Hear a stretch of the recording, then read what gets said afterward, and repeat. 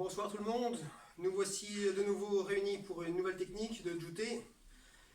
Ce soir nous allons voir une technique qui s'appelle Tsuru no Isoku, ce qui veut dire littéralement la grue sur une patte.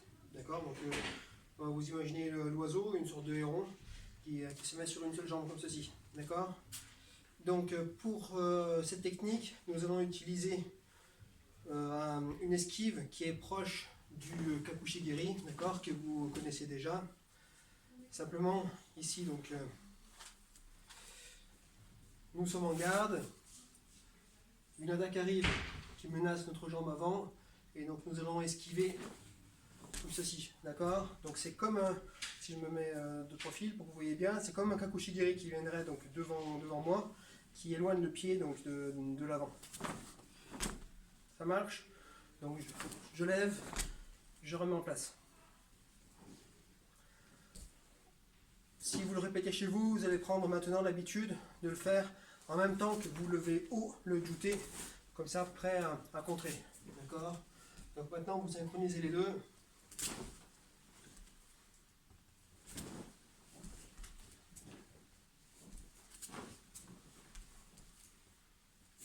Ça va?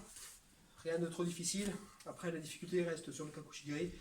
Mais ici, vu qu'on ne cherche pas à frapper réellement, la précision du mouvement est un peu moins importante. L'important étant vraiment vite d'enlever le pied et de le remettre en place. D'accord? Donc, ça c'était pour l'esquive elle-même. Nous allons maintenant voir le kata, qui peut se faire de deux manières, mais vraiment très simple toutes les deux. D'accord? En fonction du côté où arrive l'attaque, si ça vise l'intérieur de ma jambe ou l'extérieur de ma jambe, d'accord, je vais suivre et accompagner le mouvement du sabre. Donc j'esquive de la même manière pour les deux fois. Si l'attaque vient par ce côté, j'esquive, j'accompagne par ici. Et si l'attaque vient par l'extérieur, j'esquive et je l'accompagne vers l'extérieur, vers l'intérieur.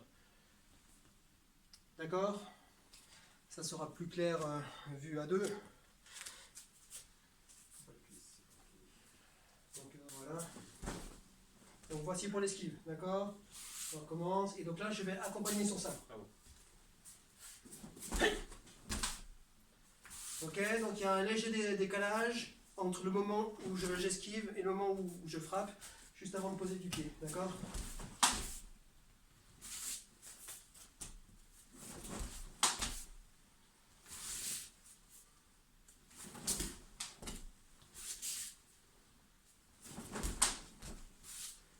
Parfait. Maintenant, nous allons faire la même chose sur une coupe, toujours un kessa, mais qui vise cette fois-ci la jambe par l'extérieur.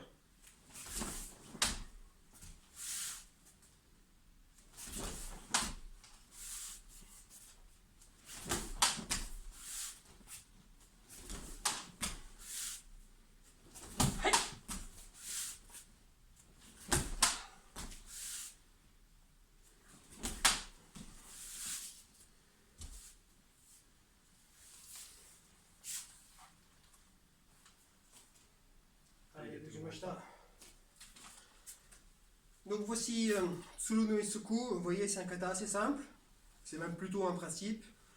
Donc juste un système d'esquive qui nous servira après pour des katas avancés. Là on est sur les 5 katas de base toujours. Donc ce que je vous propose maintenant, étant donné que vous connaissez un nouveau mouvement, nous allons voir un nouvel enchaînement, toujours comme le Kiron Soro que vous avez vu. Donc c'est en quelque sorte une troisième version, il commence pareil. Et avec cette fois-ci, l'esquive incorporé dedans. Donc il est encore plus court que celui que vous connaissez déjà, que les deux versions que vous connaissez déjà.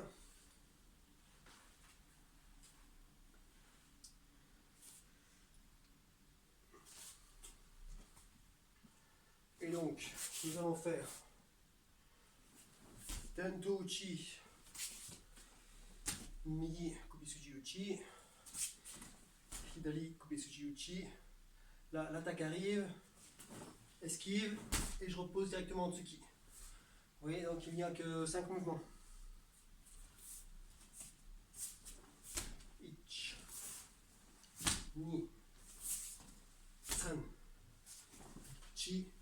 go.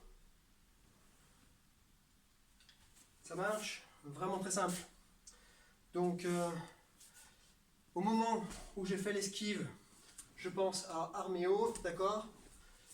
Donc, j'esquive, j'arme haut, léger décalage pour le blocage et je retombe en pique sans passer par l'armée balancée, d'accord? Donc, j'ai balayé et je remonte directement en pique sans faire ce geste, d'accord? Donc, pour la fin, j'arme haut, je bloque, je repose. Et comme je le disais, donc léger décalage, c'est-à-dire que je ne fais pas le blocage en même temps que l'esquive. L'esquive part légèrement avant. Ok? Allez, je le refais 2 fois devant vous.